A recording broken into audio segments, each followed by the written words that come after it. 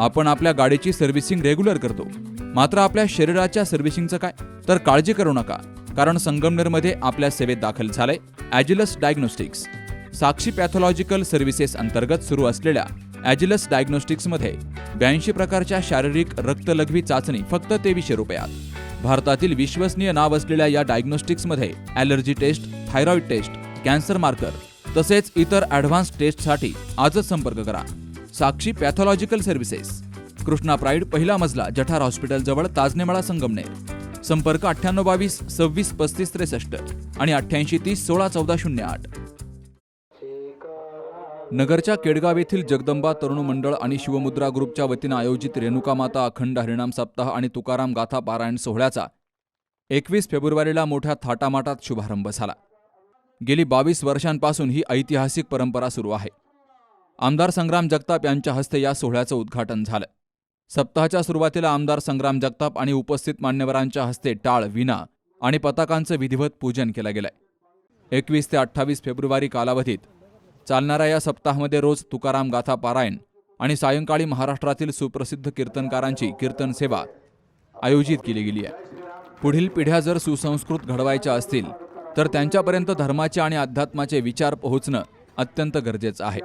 अशा धार्मिक सोहळ्यांतूनच समाज एकसंघ राहण्यास मदत होते, असं आमदार संग्राम जगताप यांनी म्हटलंय. केळगावच्या भाविकांना विनंती नाही की जे महाराज लोक जे आपल्याला सांगतात, जे विचार मांडतात आणि निश्चितपणे याच्यातून समाज घडत असतो. आणि आपण नुसतं सप्त्याला येऊन ऐकावं नाही तर ते आचरणात कसं येईल हे सगळ्यात महत्वाचं आहे. कारण आपण ऐकतो आणि घरी जातो त्याला अर्थ नसतो. आपण महाराज लोक जे सांगतात, जे प्रबोधन करतात, निश्चितपणे ते आपण आत्मसात केलं पाहिजे. आणि आत्मसात केल्यानंतर निश्चितच त्याच्यातून आपलं घर, कुटुंब आणि पिढी ही निश्चितपणे घडत असते. आणि मी या सप्त्याच्या वतीने जे आमचे बच्चनशेठ कुतकर असतील, भैरूजी कोतकर असतील, सर्वसामान्य नगरसेवक असतील, नवनाथजी कोतकर असतील, सर्व त्यांचे सहकारी जे म्हणजे तरुण मित्र सप्ताह घेतात, हा लय मोठा विषय. कारण मी प्रत्येक वेळेला सांगत असतो की सप्ताह, कीर्तन, भजन हे ज्येष्ठ लोक जास्ती याच्यात भाग घेत असतात. पण केडगावचं एक निश्चितपणे उदाहरण आहे की तरुण मित्र सप्ताह घेतात आणि धार्मिक इकडं तिकडं न वाहता धार्मिकतेला जोड असली की निश्चितच त्यांच्यात सुद्धा बदल निश्चितपणे घडत असतो.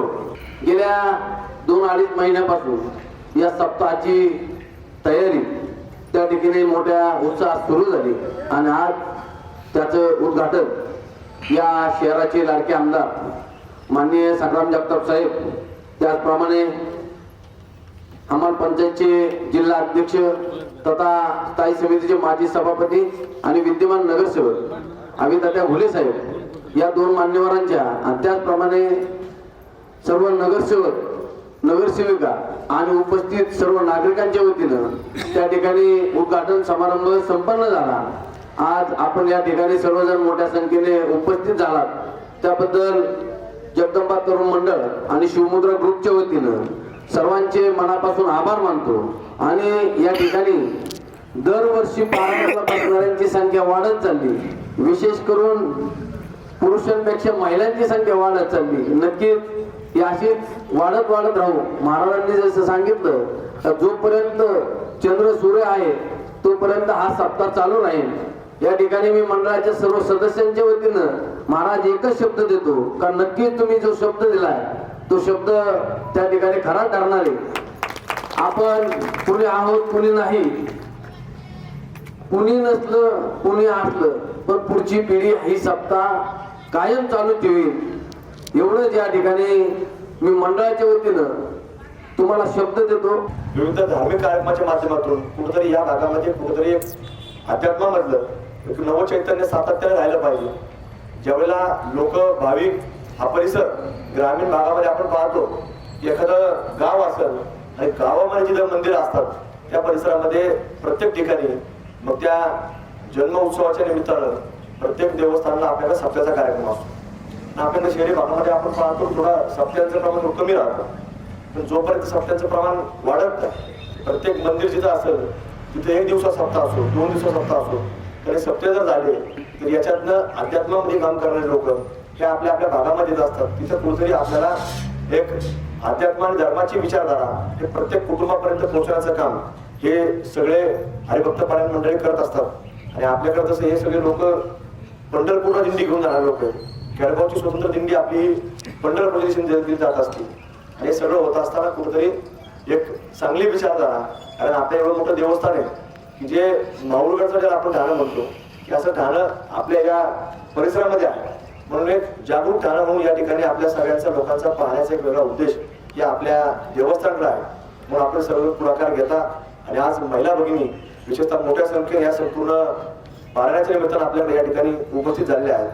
जोपर्यंत महिला भगिनी आम्ही सातत्याने सांगत असतो की महिला भगिनी जोपर्यंत या कार्यक्रमात सहभागी होत नाही तोपर्यंत अध्यात्म धर्माचा विचार कुटुंबामध्ये जात नसतो. कारण की नवीन नवीन जी पिढी आपली मुलं एखाद्या कुटुंबात जेव्हा जन्माला येतील तर जन्माला आल्यानंतर ती आईच्या मुखातून जो शब्द येईल ती मातृभाषा ती शिकत असते. ती कुठली भाषा असेल, एखादी हिंदी असेल तर हिंदी शिकते, पुढे परदेशात असेल तर ती भाषा ती शिकते. पण ही शिकवणारी व्यक्ती कोण असते तर ती घरातली महिला असते. पण महिला अशा कार्यक्रमामध्ये आल्या आणि अध्यात्म धर्माचे संस्कार जर घेतले तर त्या कुटुंबामध्ये ही सगळी विचारधारा कुटुंबापर्यंत पोहोचत असते. आणि म्हणून आपल्याकडे देखील आज सगळ्या महिला येतात. आता त्याची हळूहळू संख्या वाढत जाईल आणि याचा एक चांगला परिणाम, सकारात्मक परिणाम आपण म्हणू शकतो. याच्यातनं आपल्या संपूर्ण परिसरामध्ये एक चांगली विचारधारा ही कुटुंबामध्ये पेरली जाते.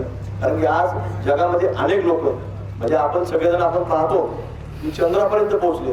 कुणी खूप शिक्षण घेतलं, कुणी चांगल्या डिग्र्या मिळवल्या, कुणी खूप चांगल्या पद्धतीने मोठा अधिकारी झाला, कुणी कुठल्या पदावरती काम करत असेल. तर हे सगळं जरी केलं तर जोपर्यंत त्याला एखाद्या व्यक्तीला धर्माची विचारधारा, चांगल्या संस्काराची विचारधारा जोपर्यंत नसेल त्या कुटुंबाचा जीवनामध्ये त्या व्यक्तीचा कुठेही फार त्याचा उपयोग होत नाही.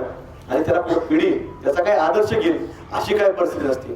त्यामुळं पिढ्या जर घडवायच्या असतील, कुठलाही व्यक्ती किती मोठा जरी झाला तर जोपर्यंत त्याला धर्माची विचारधारा समजत नाही आणि धर्मातून काय मिळत असेल तर फक्त आणि फक्त काय मिळतं तर संस्कार मिळत असतात. आणि पुढच्या पिढीला संस्कार देणं आपल्या प्रत्येकाच्या हातामध्ये आहे. या उद्घाटन प्रसंगी नगरसेवक अविनाश घुले, हरिभक्तपरायण क्षीरसागर महाराज, नवसुपे महाराज, नगरसेवक मनोज कोतकर, मयूर बांगरे, अमोल येवले, कमल जालिंदर कोतकर, अश्विनी सुमित लोंढे, बच्चन कोतकर, नवनाथ कोतकर यांसह प्रभागातील नागरिक, भाविक, महिला, जगदंबा तरुण मंडळ, शिवमुद्रा ग्रुप पदाधिकारी, कार्यकर्ते मोठ्या संख्येनं हजर होते. Shubham Pacharne, C news Marathi, Ahilyanagar.